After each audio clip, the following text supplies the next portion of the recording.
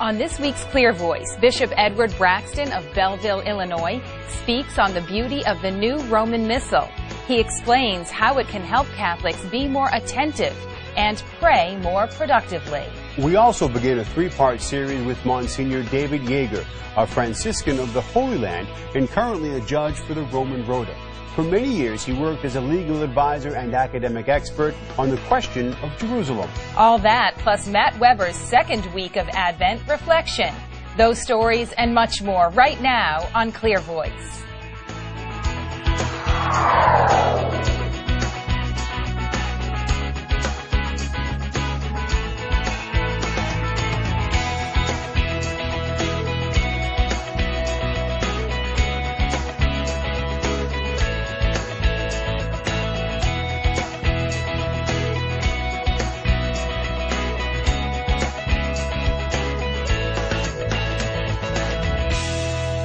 Hello, everyone, and welcome to Clear Voice. I'm John Monahan. And I'm Christine Caswell. Monsignor David Yeager was born an Israeli Jew.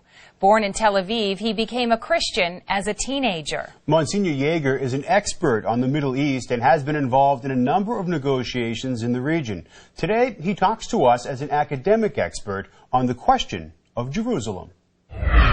It was the dilemma that confronted the United Nations organization when it deliberated on dividing the Holy Land between two national states, an Arab-Palestinian state and a Jewish state, and was aware that in the Holy Land there were rights and legitimate interests that belonged to a very large part of humanity, and that cannot be left for regulation by one national state or even by the two states together.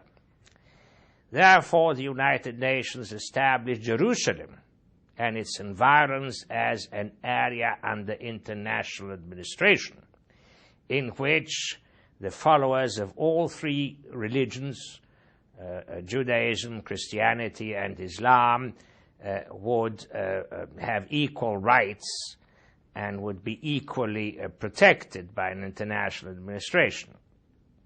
An administration that would also look after religious rights in the holy places throughout the rest of the Holy Land. Unfortunately, the peaceful transition that the United Nations had envisaged from British rule to the new arrangement did not come about.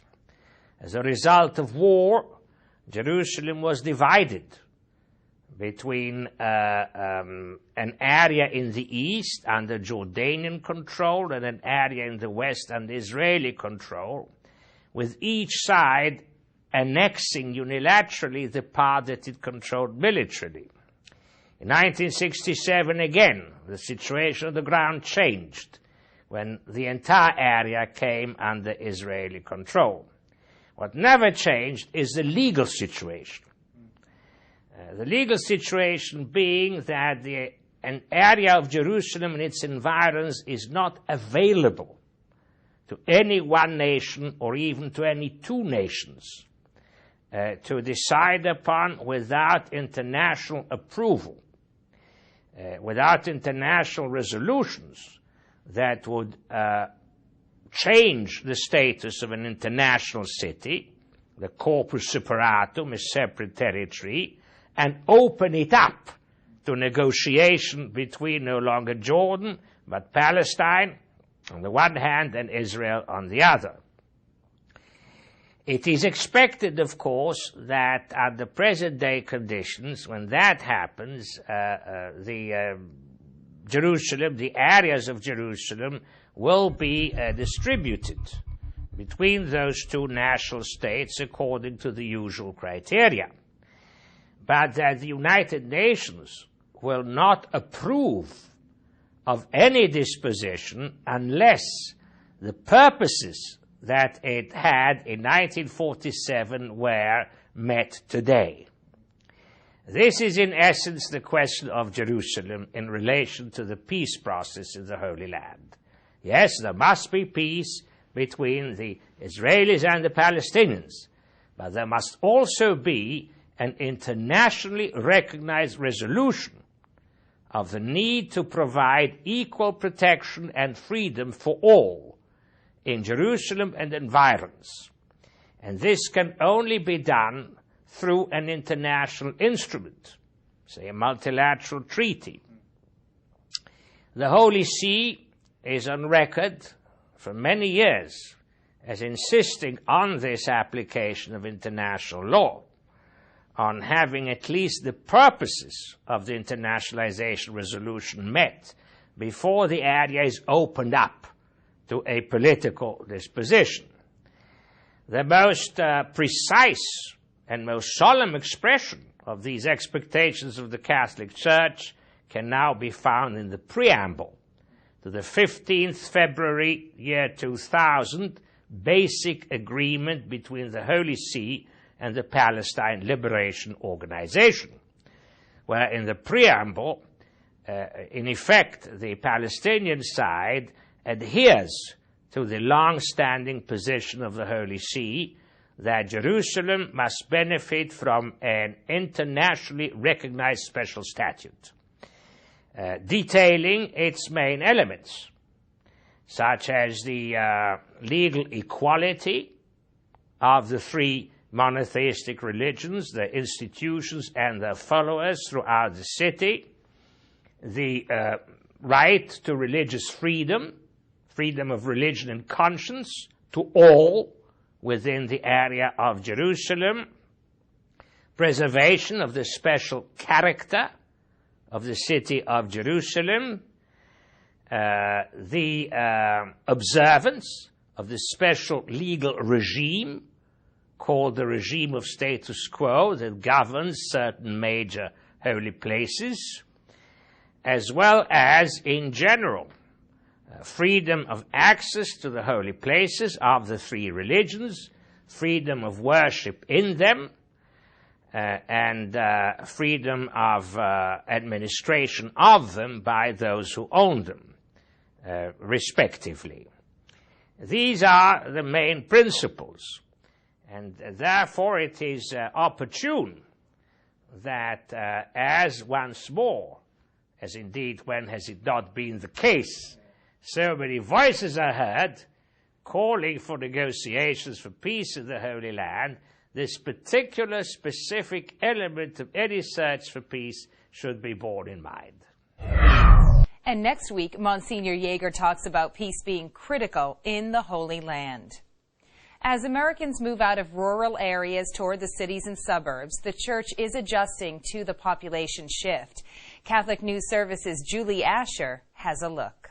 A trend continuing today is the movement of people in the U.S. and the profound impact this has on Catholic life and practice.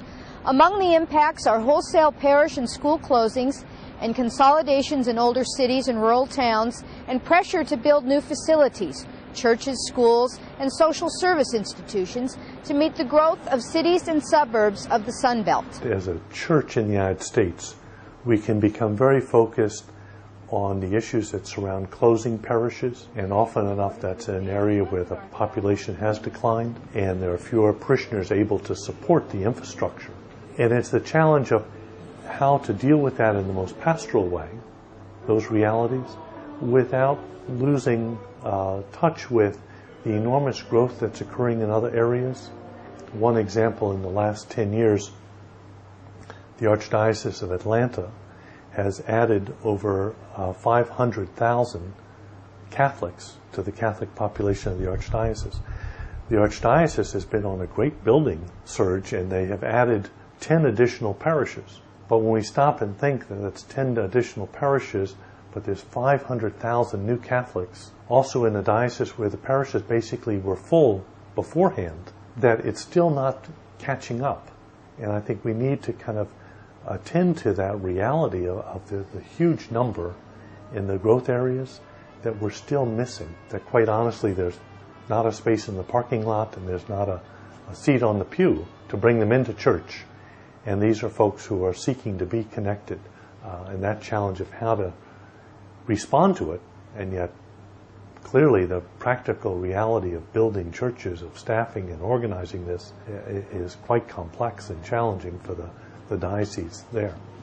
In Washington, I'm Julie Asher for Catholic News Service. Coming up next on Clear Voice. Because the new translation, being more faithful to the Latin, some of the sentences are longer, a little more complex, sometimes more poetic. Easy and free. Adding Catholic streaming media to your website from all over the nation, the Vatican, and the world just became very simple and absolutely free from Catholic TV. Catholic TV Junior is a small web-based video player that features Catholic television shows, news, special events, and much more. You can embed this user-friendly carousel in the website of your diocese, your parishes, schools, and other Catholic agencies. It's just a click away. At www.catholictvjunior.com, the code can be found to provide this beautiful player for the people whom you serve. Simply copy and paste it into your website, and the player can even be customized with content just for your viewers. Smaller versions are also available. Enhance your presence on the internet. Educate, inspire, and evangelize by adding Catholic TV Junior to your fine website, and the video is always changing. It only takes minutes to add Catholic TV Junior to your site, and everything you need can be found at catholictvjunior.com. Your Catholic website will never be the same. From your friends at America's Catholic Television Network, Catholic TV.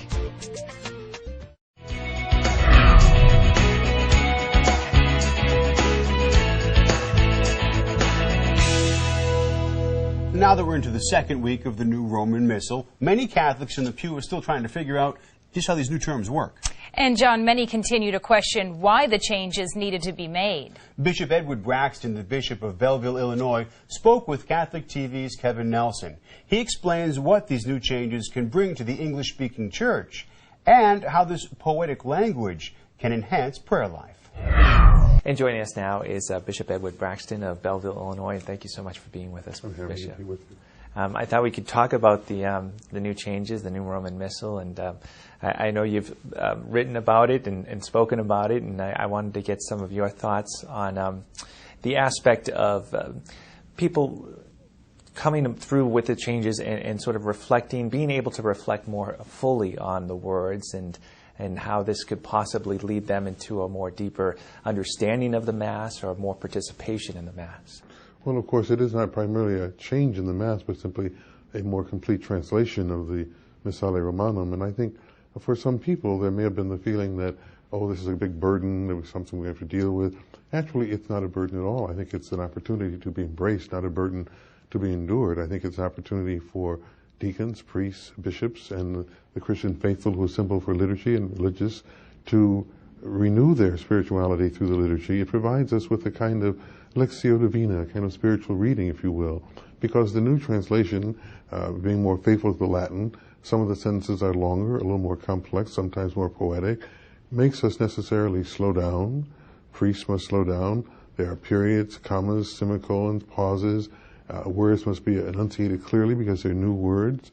So I hope that we priests, when we pray the Mass, will take advantage of this opportunity and overcome any bad habits we may have learned of rushing through the Mass, and that our people will also listen in a more leisurely way, if you will, to hear the words and to turn over in their hearts the meaning of the words. As Mary turned over in her heart the meaning of the Incarnation, the Word in her, we must turn over the meaning of the words of the Eucharistic prayer in our own hearts. So I think it becomes an opportunity really for spiritual growth through a kind of Lectio Divina. And you mentioned too, and I read about the poetic aspect of the words too, and how it really is. It's a bit of poetry in the translation. Well, there's a paradox. In one sense, some thought the prior translation was more poetic, but in another sense, by being more faithful to the Latin and more fully incorporating the imagery, there is a great deal of poetry if it is proclaimed properly. And in the address that I'm giving to the bishops later on, I speak to the bishops about even comparisons you can make between the way T.S. Eliot writes or the way especially Gerard Manley Hopkins writes, and some of the beautiful lines in their poetry. Not that the text of the Mass is written in the same fashion, but they are both using words. They're bending language in a way to try to create an inbreak into the realm of the sacred, into the realm of the spiritual, by precisely not using everyday language. I think some people had thought that, well, the translation that's been in place since the council is very informal in their view. And sometimes some priests have taken even liberties with that and making it even more informal. But in a certain sense, the prayers of the Mass are not everyday language. It's a very specialized language that is intended to help the priest celebrant to pray publicly and to lead the people to pray publicly. And through the words and the pauses are extremely important in prayer and in poetry, to help us to enter into the realm of the sacred, the realm of the holy. The words are translated in a way that I think makes us much more aware of what Rudolf Otto called the mysterium tremendum, the tremendous mystery. And so that I think that the new translation requires effort, but it's an effort that would be beneficial spiritually if we bring to it a positive openness to the work of the Holy Spirit and the way that words work. Confucius once wrote that we must put words right, and we must put them right in how we proclaim them and how we listen to them. We cannot sit passively at Mass, but actively. And sometimes when we hear a novel word, it may jar us, but it ultimately can direct us into a deeper appreciation of what the Church is doing in public prayer. And I think, too, as you were mentioning, that people do or had gotten into these routines, where they would go to Mass and everything was just sort of automatic. And it sounds like with this now, people, with some effort can really find themselves participating a lot more. Well, we hope so. Once in a while, we bishops hear people say, well, we like Father so-and-so in our parish because he does a 25-minute special at the Mass is over in less than half an hour, and certainly less than an hour on a Sunday, as if that is the goal, the faster the better. Whereas in prayer, some of our great saints spent hours sitting in prayer just pondering a few words. The great Edith Stein, Sister Teresa Benedict of the Cross, Saint Teresa Benedict of the Cross, said that just the words "Our Father," the first words of the Pater Noster, could lead her to 2 hours of meditation, just turning over the meaning of the words. And so I think our American culture tends to say rush, rush, rush, rush, and prayer says slow down, wasting time in the presence of the Lord. And so that I think that when they hear the prayers prayed reflectively, I hope the people will think about them. I mean, even unusual. Many people say, well, it's perfectly normal to say the Lord be with you and also with you. Why must we say and with your spirit? We're not talking about the person's spirit. We just want the Lord to be with this person. But if they think about it and understand the priest is receiving that response and with your spirit, that the assembly is saying, with you, with the Spirit which is in you as you exercise this unique ministry as the one who celebrates the sacred mysteries. So you're not just saying, have a nice day and you too. It's the Lord be with you, the priest celebrant to the congregation, to the assembly, and they back to him, to the priest or bishop, and with your spirit, that is with you, with the charism and the gifts and the grace that is needed for this sacred celebration. But you have to think about that in order to grasp why the nuance has been added in the translation. Bishop Braxton is the Episcopal liaison to the National Organization for Continuing Education of Roman Catholic Clergy. He recently wrote an article in the Priest magazine entitled "The New Roman Missal, an Opportunity to Embrace, Not a Burden to be Endured." The Sisters of St. Clare in Lima, Peru are busy at work making their famous panettone cakes. Catholic News Service takes us inside the convent to talk with the sisters and learn about this tradition. Every November in the heart of Old Lima, a group of sisters wash their hands, fire up their ovens, and get to work. What are they baking? A heavenly dessert brought to Peru by Italian immigrants decades ago. The panettone. It's a Peruvian tradition that has become a God-sent opportunity for some, and it's all hands on deck this time of the year, as the nuns expect to sell 60,000 cakes by Christmas. The orders are already coming in. The St. Clare nuns of Lima have been making panettone for 20 years and have perfected the recipe. The panettone is soft, spongy, and it has a special flavor. It's the flavor of the love we put into it. It tastes like God. The cloister of 40 nuns is self-sustaining. While prayer feeds their souls, the panettone helps give them a living wage and maintain their 400-year-old convent. There is a time for everything. We work when we have to work. But our main job is praying. That's what we're dedicated to. That is the promise we've made to God, to pray. The panettone you buy from us is blessed. Why? Because it is made by a consecrated soul. All 40 of us bag panettones. Our hands have been blessed by God. So we beg with love. Not because we earn money from it.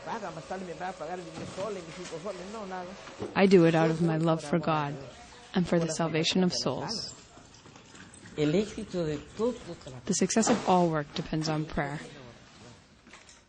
If one prays and asks the Lord to help, He will listen. From Lima, this is Ellie Gardner for Catholic News Service. Coming up next on Clear Voice. This random guy on TV, the religious programming celebrity, here's this week's advice. Hi everyone, I'm Jay Fadden, and on behalf of the entire staff here at Catholic TV and your fellow parishioners of the airwaves, I want to thank you. I want to thank you for your affirmation and support. And during this very special time of year, I'd ask that you consider making a donation to Catholic TV. I'm sure you realize it's not easy to run a network of this size, but it's so important. Because in today's world, there's so many distractions. And it's important that we bring the loving message of Jesus into homes because it makes a difference in people's lives. You can't imagine the difference it makes. Maybe you're one of those people. So won't you consider making a donation to Catholic TV, helping us continue this ministry? Know that all of you are in our thoughts and prayers, and I ask you to do whatever you can do. Here's the address to send that donation.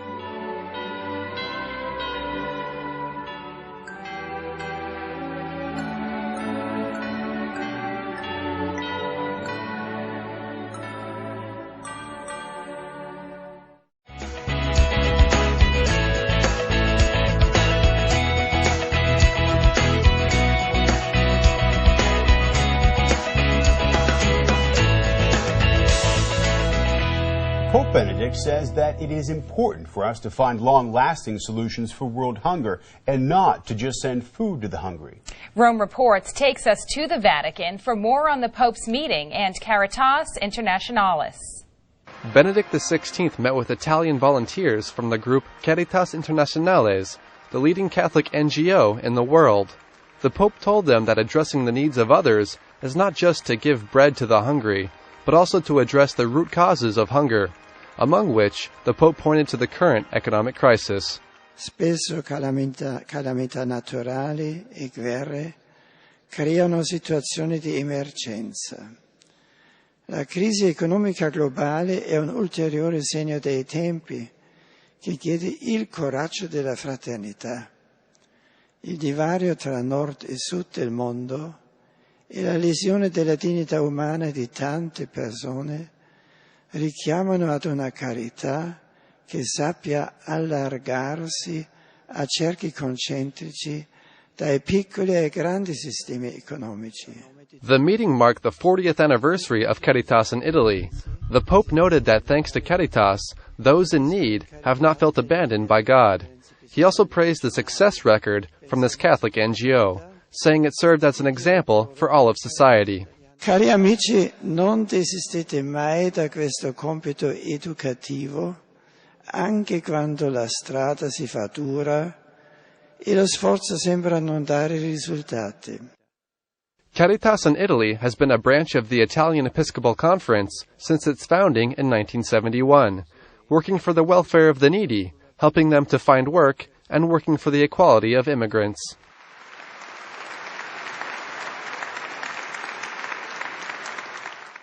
And now let's take a look at the many significant events that have taken place this week in the Church. This week in the Church, on December 9, 1531, Our Lady of Guadalupe first appeared to St. Juan Diego, an Aztec Indian convert on Tepeyac Hill, right outside present-day Mexico City. On December 11, 1792, Joseph Mohr, the Austrian Roman Catholic vicar who authored the enduring Christmas hymn Silent Night, was born. On December 12, 1531, Our Lady appeared for a third time to St. Juan Diego and told him to pick the Castilian roses which had miraculously appeared. He then brought them to the bishop in his tilma, or coat, and when he opened his tilma, the image of Our Lady appeared on it. As a result, a church was built in Our Lady's honor and human sacrifice ended in Mexico. On December 14, 1997, in preparation for Pope John Paul II's visit to Cuba, the communist country's president, Fidel Castro, declared Christmas of 1997 an official holiday. And those are just a few of the events that happened this week in the church.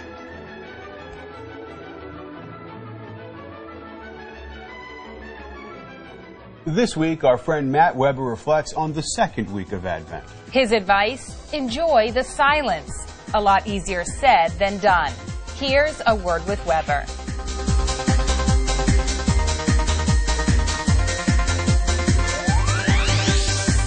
Happy second week of Advent. So close to that pink candle, but alas, more purple, which is actually my third favorite color. Little Matt Weber trivia. Now, last week I told you we're going to switch things up a little bit on Word with Weber for Advent. And I must say, a little bit less about me, a little bit more about you. After all, in the words of a good friend who I think works here, it's all for you. So in the hopes that you listen to this random guy on TV, the religious programming celebrity, here's this week's advice. I don't want you to close your eyes. I want you to stare intently at the TV and do exactly and say exactly what I do and say. Now repeat after me. I, state your name, am going to learn this Advent season to embrace the many joys of silence.